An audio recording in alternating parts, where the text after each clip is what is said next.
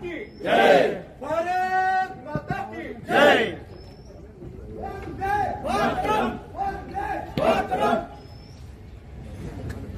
आप सबको मेरा नमस्कार।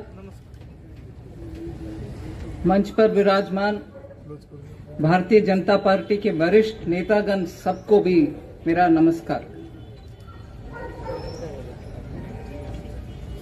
आज पहली बार मुझे बारामती में संपर्क कार्यालय जो भारतीय जनता पार्टी का है उसमें आने का शुभ अवसर मिला और अंदर में सभी सुविधाओं को भी देखा और उधर हमारे कार्यकर्ता का उनके अपने काम करने का पूरे अरेंजमेंट भी मैंने देखी। इस प्रवास के बारे में मैं कल सुबह से बात कर रही हूं। भारत देश में भारतीय जनता पार्टी के द्वारा, केंद्र पार्टी के द्वारा 144 ऐसे पार्लियामेंट्री क्षेत्र में केंद्र मंत्रीगण को भेजा जा रहा है, जो जाकर के उधर संगठन मजबूत करने के लिए जो भी काम करना है करने के लिए। सो हम हर एक क्षेत्र जो 144 है उसमें एक एक मंत्रीगण जा रहे हैं, 3 दिन का प्रवास कर रहे हैं और उन 3 दिन में सभी वर्गों से, कार्यकर्ताओं से, चुने हुए नेतृत्व के साथ बातचीत करके उन कॉन्स्टिट्यूएंसी में पार्टी को और बलबूत करने के लिए क्या क्या काम करना है उस विषय में ये दौरा चल रही है। और बारामती कॉन्स्टिट्यूएंसी में, पार्लियामेंट्री कॉन्स्टिट्यूएंसी में 6 असेंबली है। मैं इन 3 दिन में वो 6 असेंबली में भी जाऊंगी।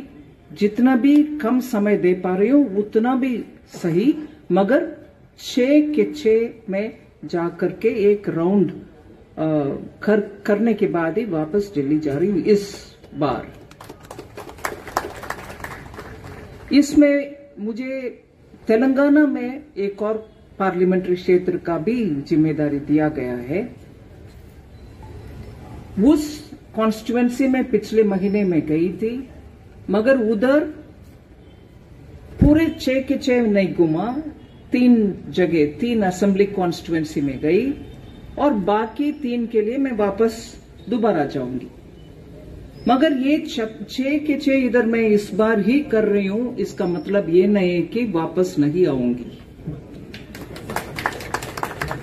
जब भी पार्टी तय करता है तब मैं जरूर आऊंगी, कितनी भी बार क्यों ना हो। और ये रिश्ता सिर्फ चुनाव के लिए नहीं, मैं पर्सनली कमिट कर रही हूं, जितनी भी बार 2024 तक और 2024 के बाद में भी पार्टी बुलाएगी मैं आऊंगी। ये संपर्क लगातार होने वाला है और इसमें तुरंत इतना राजनीति होगा मैं ऐसे नहीं समझा। मैंने सोचा मैं आ रही हूं पार्टी के लिए, मैंने सोचा मैं आ रही हूं पार्टी से, सब नेतागण से मिलूं, कार्यकर्ता से मिलूं और हमारी पार्टी से जुड़े हुए लोग से मिलूं। मगर इसमें इतना गर्माहट तुरंत आने का आवश्यकता मुझे नहीं दिखता, मगर गर्माहट हो रही है। मैं पार्टी के काम के लिए आ रही हूं, क्यों गर्माहट होना है? एक्चुअली मौसम दिल्ली से अच्छा है, अच्छे से रोशनी धूप है, मगर अच्छा हवा भी है। मगर वो हवा कुछ कहता है, कुछ ऐसे कहता है कि एक संगठन के लिए आने वाले मंत्री के दौरा के ऊपर इतनी टिप्पणी ऑलरेडी क्यों? अच्छे काम चल रहा है तो चलने दो, आगे बढ़ो आप।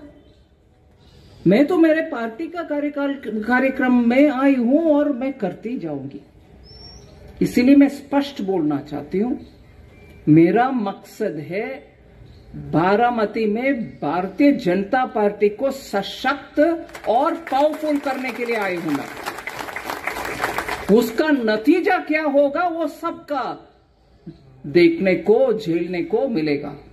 सशक्त भारतीय जनता पार्टी, मजबूत भारतीय जनता पार्टी और ऑफेंसिव में रहने वाले भारतीय जनता पार्टी। हम पीछे हट करके नहीं हम ऐसे हैं वैसे हैं, भारतीय जनता पार्टी अच्छा पार्टी है, प्रधानमंत्री जी ये कर रहे हैं वो कर रहे हैं, नहीं, प्रधानमंत्री जी जो कर रहे हैं उसको गांव गांव तक लेके जाएंगे हम।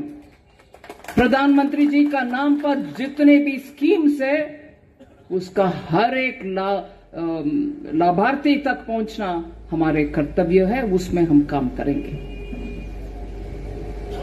अभी मेरे से पहले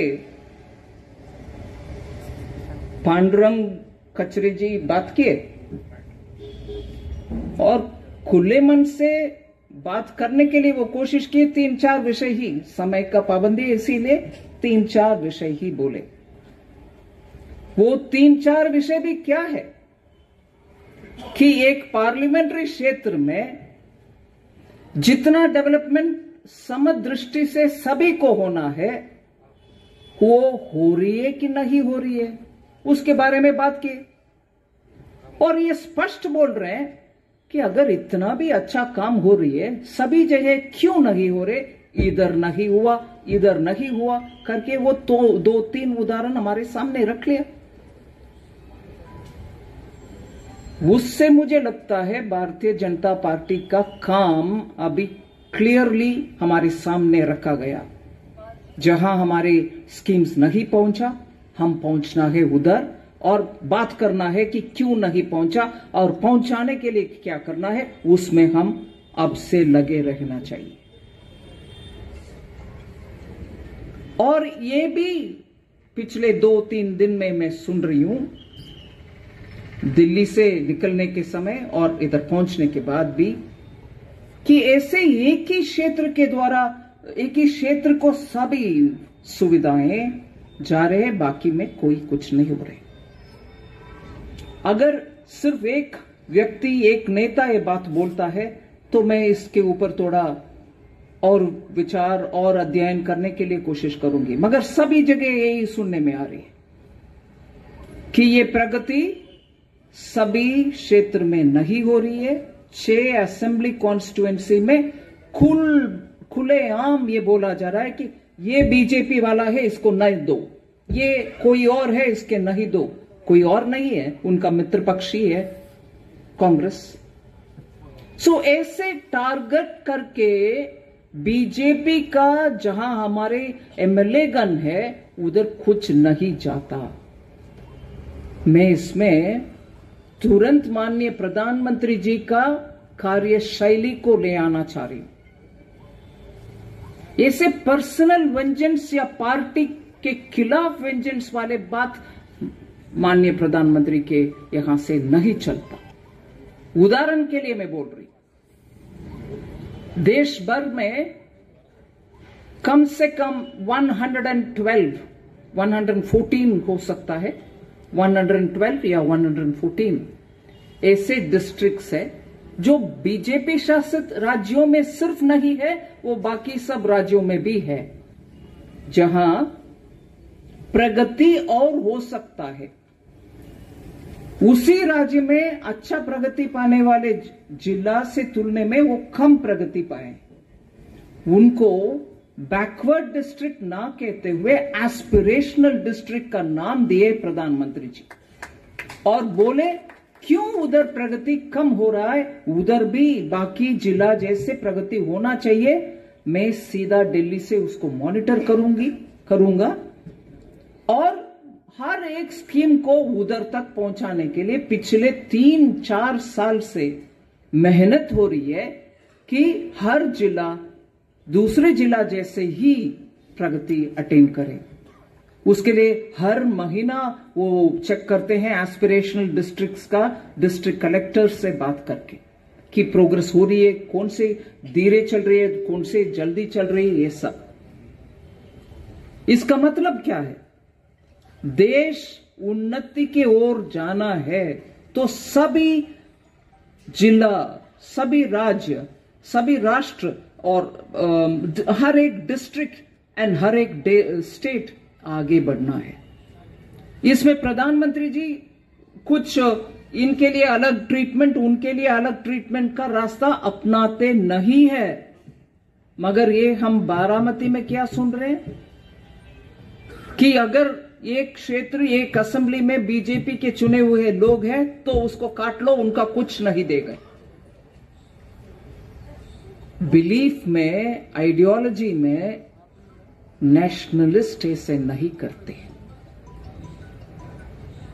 मेरी बात समझ में आ रही है आपको? नेशनलिस्ट को अपने नाम पर जोड़ने वाले पार्टी से ये एक्सपेक्टेड नहीं है। मैं उसको खंडन करती हूं। अगर आप नेशनलिस्ट है और आपके नाम में वो जोड़ रही हो, फिर क्यों एक पार्टी के रिप्रेजेंटेटिव जो आपका पार्टी का नहीं है मगर उनको कुछ डेवलपमेंट का हिस्सा नहीं देना? ये अप्रोच नेशनलिस्ट नहीं है, डायनास्टिक है। उसको खंडन करती हूं। मेरा परिवार के लोग, चुने हुए लोग जहां है वहां पूरे, जैसे आदि शंकराचार्य जी एक गरीब के घर के सामने खड़े होकर के उनके उस दिन का भिक्षा मांग रहे हैं, और मांगने के समय उस गरीब घर की महिला शर्म होकर के उनके घर में एक सूखा हुआ आंवला था, गूसबेरी आंवला, उसको ले आकर के भिक्षा के रूप में सर झुक करके शर्म होकर के देती। मगर आदि शंकराचार्य जी ने इसका समझ लिया और उधर खड़े होकर के बात, एक स्तोत्र, एक श्लोका उधरी के उधर रिसाइट करते हैं। उसका नाम है कनकदारा स्तोत्र। और उसमें जुड़े हुए भक्तगण बोलते हैं कि उसमें मन लगाकर आप पढ़ते हो तो आपके छप्पड़ फाड़ करके सोना गिरेगी, मतलब आपकी गरीबी मिट जाएगा।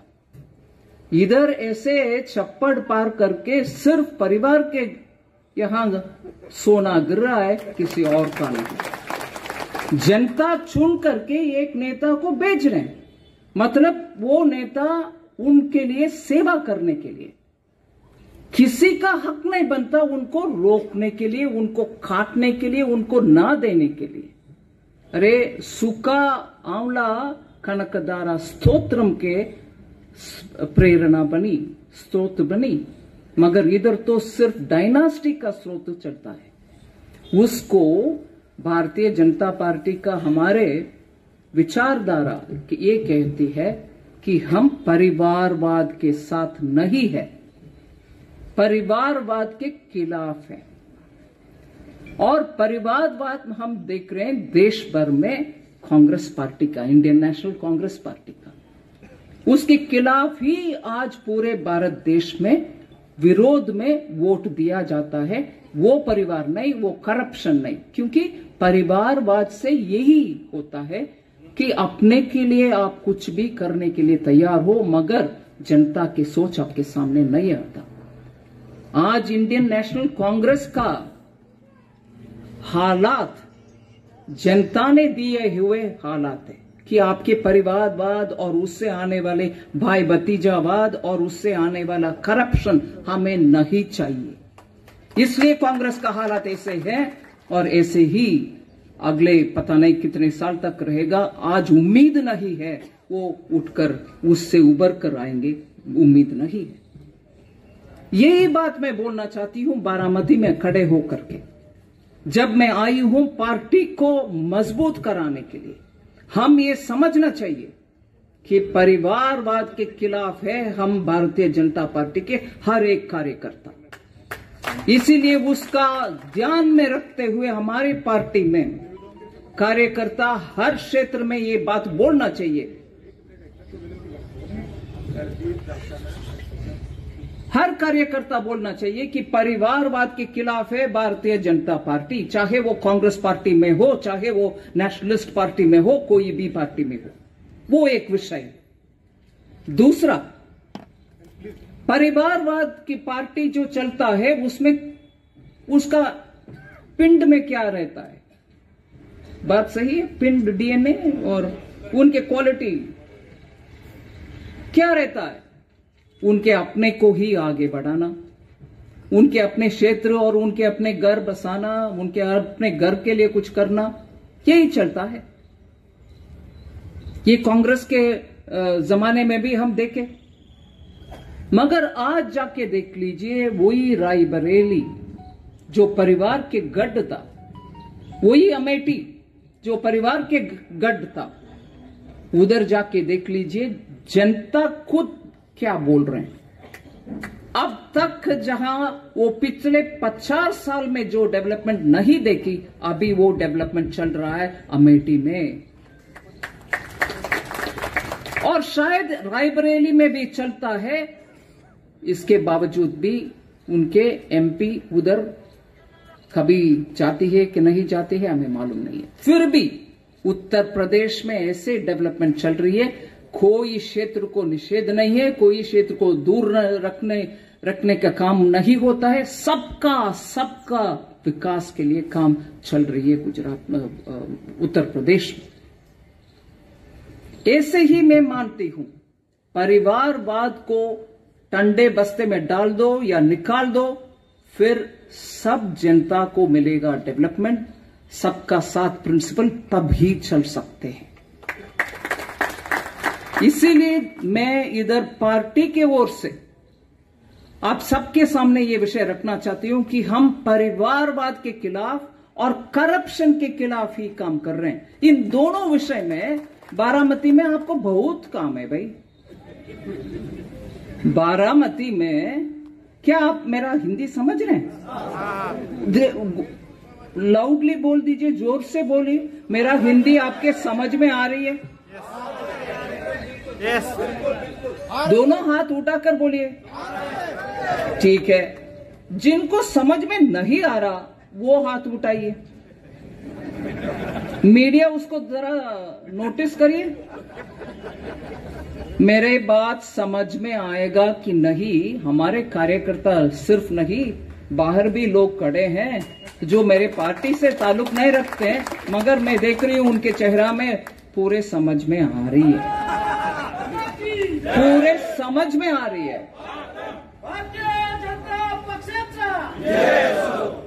पूरे समझ में आ रही है। और जनता ये भी मान रही है कि सही बोल रही है। नहीं तो मैं बहुत जगह देखी हूं कि एक भाषण देने वाले फुसूल की बात करते हैं, मीनिंगलेस बात करते हैं, उससे मतलब न कुछ निकालने में दिक्कत होता है, ऐसे बात करते हैं तो जनता चले जाते हैं, चाय पीते हैं, कुछ और जाते हैं। अरे छोड़ो, इसमें कुछ नहीं है करने वाले, इधर टिके हुए हैं। क्यों भैया? अगर मेरे बात समझ में नहीं आते वो निकल जाते थे, नहीं निकले। और इसमें मैं सच बोल रही हूं, वो भी मैं समझ पा रही हूं कि उनसे कनेक्ट भी हो रही है। इसीलिए मैं भारतीय जनता पार्टी के हर एक कार्यकर्ता से मैं मांग रही हूं, अब से लेकर के हमारे काम केंद्र सरकार के द्वारा अच्छा इतने सारे स्कीम्स जो है गरीब के लिए, गरीब के कल्याण के लिए, गरीब के गरीबी मिटाने के लिए, ये क्यों हम बात करना है? पिछले 60 साल से सुनकर आ रहे हैं हम, गरीबी हटाओ, गरीबी हटाओ। और उसमें 20 पॉइंट प्रोग्राम, इस 20 पॉइंट प्रोग्राम के द्वारा अच्छा कांग्रेस ने अगर सचमुच चलाया इस देश को, फिर गरीबी जरूर मिट जाता था। नहीं, मगर उनको गरीबी मिटाने का ये नहीं है। गरीब को मिटाया, आप रहो उधर, हाँ आप हम कुछ नहीं करने वाले हैं। आपको एक वोट की बेस समझा और बार बार आपके विषय बोल करके वोट कमा करके चले गए। यही बहुत जगह पर होता है। हम आम नागरिक का मन में रखते हुए काम करने वाले सरकार है। और भारतीय जनता पार्टी जन्म होने के बाद से आप निकालिए नाम, कितने लोग चीफ मिनिस्टर बने, कितने लोग प्राइम मिनिस्टर बने, वो कोई एक ही परिवार से आते हैं क्या?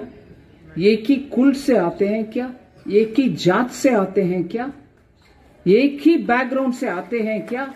सिर्फ अमीर आते हैं क्या? लिस्ट निकालिए। हर एक वर्ग से, स्वयं उनके अपने कृषि से आने वाले सभी भारतीय जनता पार्टी में आगे आते हैं, नेतृत्व लेते हैं। इसलिए मैं चाहती हूं इधर बारामती में हमारे लोग, हमारे कार्यकर्ता सब, हम सब इन सभी बातों को सामने रखना है। मैं एक और विषय आपके सामने पहले जिक्र किए, मैं उसके उल्लेख करना चाहती हूं दोबारा। परिवारवाद के द्वारा ही बाय भतीजेवाद चलता है और उसके द्वारा ही करप्शन भी चलता है। ये थियरी आप बारामती में टेस्ट करके देखो, गलत है क्या? ये थियरी सही है ना? परिवारवाद जन्म देता है बाय भतीजेवाद को, बाय भतीजेवाद जन्म देता है करप्शन को। इसमें फुल 100 मार्क्स हम एनसीपी को दे सकते हैं, पूरे 100 मार्क, 100 के 100 मार्क दे सकते हैं। इससे परिवारवाद, परिवारवाद से बाय भतीजावाद, बाय भतीजावाद से करप्शन। क्यों करप्शन? कितने मंत्रीगण गए और कितने उनके सदस्यगण, नेतृगण गए जेल में? आज भी जेल में कितने लोग हैं भाई? भारतीय जनता पार्टी का चरित्र ऐसे नहीं है। हम ये सब याद रखना चाहिए, जनता के पास जाकर बोलना भी चाहिए। बोलना चाहिए कि नहीं? महाराष्ट्र में थोड़ा अच्छा पोलाइट लोग हैं, प्रश्न पूछने में हल्का सा आवाज में हाँ करना चाहिए बोलते हैं। दिल्ली में सुनना चाहिए भाई। हम इस करप्शन को और परिवारवाद को जाकर के जनता में बोलना चाहिए, उजागर करना चाहिए कि नहीं करना चाहिए? बीजेपी का बारामती के यूनिट मैं यही चाहती हूं, और जोरदार बात करिए। आपके सामने ऐसे विषय है जिससे आम नागरिक का झेलना मुश्किल हो रही है, और वो भी समझते हैं कि इधर और अच्छा काम हो सकता है। इसके लिए भारतीय जनता पार्टी आगे आना चाहिए, सामने होकर के लड़ना चाहिए, और उसके लिए पन्ना प्रमुख से लेकर के हर बूथ में काम होना चाहिए, हर बूथ में ऐसे काम होना चाहिए। तीसरी एक और विषय आपके लिए मैं सामने रख रही हूं, पब्लिक के सामने रख रही हूं। इलेक्ट्रॉनिक वोटिंग मशीन आने के बाद हम सोचते हैं कि सब ठीक ठाक चल रही है, सब ठीक ठाक जरूर चल रही है, मगर इसमें एक विषय है, मशीन तक पहुंचने से पहले लिस्ट में कौन है, लिस्ट में कितना सच्ची वोटर है। कोई भी पार्टी को उनका वोट जाए, मुझे वो विषय नहीं है। लिस्ट में हर एक पन्ना में कितने बोगस वोटर के नाम है भाई, इसके ऊपर हम ध्यान दे रहे हैं ना? बोगस वोटर के नाम निकालने के लिए, मिटाने के लिए हर कोशिश होना चाहिए बीजेपी के ओर से। इसमें धमकी वगैरह के आप डरने वाले लोग नहीं है, ये मुझे मालूम है। एक छत्रपति शिवाजी महाराज के धरती में कौन डरता है, और वो भी किससे डरता है? हमें कोई डर नहीं है। आप जाके बोगस वोटर का हर एक नाम निकाल दो, वही है हमारे कर्तव्य। जनता के आवाज सही सुनना और उसके तहत चुनाव के नतीजा निकलना, ये सब सफलतापूर्ण तरीके से होगा जब बोगस वोटर के आवाज एकदम निकालना आवश्यक है। उनको निकाल दो, निकालने के बाद सच वोटर का आवाज आएगा बाहर। सो मैं 3-4 विषय में आपके सामने मेरा ओपन रिक्वेस्ट है। भारतीय जनता पार्टी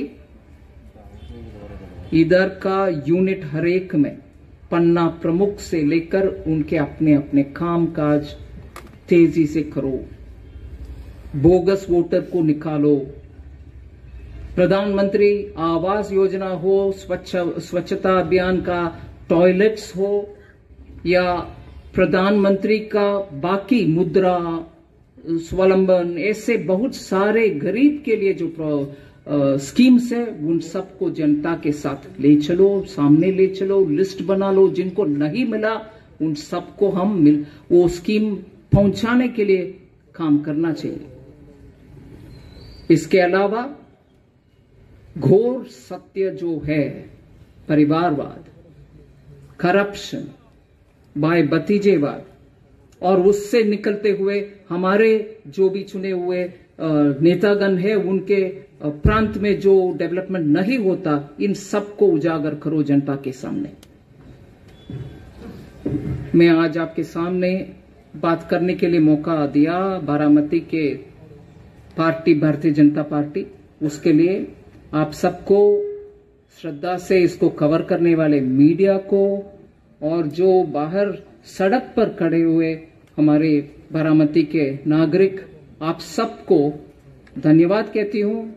जय महाराष्ट्र। धन्यवाद।